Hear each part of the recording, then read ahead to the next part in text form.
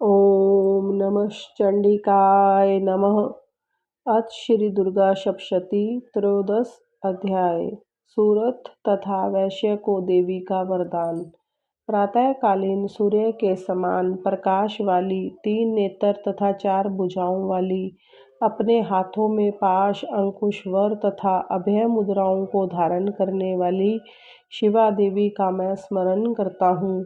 ऋषि बोले, हे राजन, इस प्रकार मैंने देवी जी का उत्तम महात्म्य तुम्हें कह सुनाया। जिन्होंने इस जगत को धारण कर रखा है, वह देवी इस प्रकार के प्रभाव डालती हैं, वही विद्या उत्पन्न करती हैं। उन्हीं भगवान विष्णु की माया ने ही, हे राजन, तुमको, इस वैश्य को तथा और भी विवेकी जनों को मोहित कर रखा है। यह पहले भी मोहित थे, फिर आगे भी मोहित होंगे, इसी प्रकार दूसरे भी मोहित होंगे। इसीलिए हे महाराज, तुम उन्हीं परमेश्वरी की शरण में जाओ, क्योंकि वही देवी इस प्रकार आधारित होकर मनुष्यों को भोग, स्वर्ग एवं मोक्ष आदि प्रदान करती है। श्री मार्कंडेय जी बोले, इस प्रकार ऋषि के वचन सुनकर उन सूरथ राजा ने प्रशस्य व्रतों का पालन करने वाले महाभाग मेधा महर्षि जी को प्रणाम किया। वह राजा ममतादायक राज्य के छिन जाने पर बहुत ही खिन्न हो चुका था। वह तुरंत ही तप करने के लिए चला गया। हे महामुने, वह वैश्य भी तप करने चला गया। अंबिका के दर्शन के लिए नदी के किनारे बैठकर दोनों तपस्या करने लगे। वह वैश्य देवी जी के परम उत्तम सूक्तों का जप करने लगा।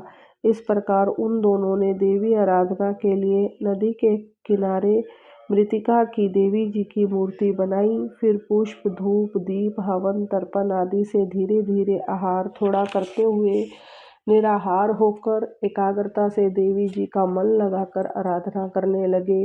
उन दोनों ने बलि प्रदान करने के समय अपने अंगों के रुधिर का प्रोक्षण किया। इस प्रकार संयम पूर्वक वे 3 वर्ष तक आराधना करते रहे। तब जगत को धारण करने वाली देवी जी ने प्रत्यक्ष होकर उन्हें दर्शन दिया। देवी बोली, हे राजन तथा हे कुलनंदन वैश्य, तुम दोनों जिस अभीष्ट की प्राप्ति के लिए मेरी प्रार्थना करते हो, वह मुझसे मांगो, मैं प्रसन्नता से तुम्हें सब कुछ दूंगी। श्री मार्कंडेय जी बोले, तब राजा ने दूसरे जन्म के लिए अक्षय रहने वाला राज्य मांगा और इस जन्म में शत्रु सेना को बलपूर्वक नाश करके फिर अपने राज्य की प्राप्ति का वर मांगा।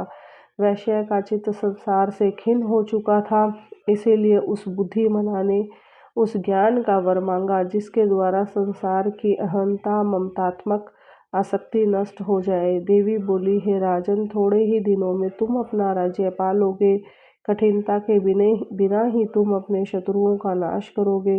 वहीं पर तुम्हारा राज्य भी स्थिर हो जाएगा। फिर देहांत होने पर सूर्यदेव के अंश द्वारा जन्म पाकर इसी पृथ्वी पर आप सावर्णिक नाम से मनु होोगे।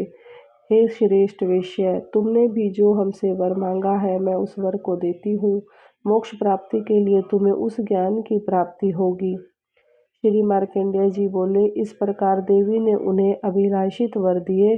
फिर उन दोनों की भक्ति पूर्वक की हुई स्तुति से प्रसन्न होकर देवी जी तत्काल ही अंतर्धान हो गई।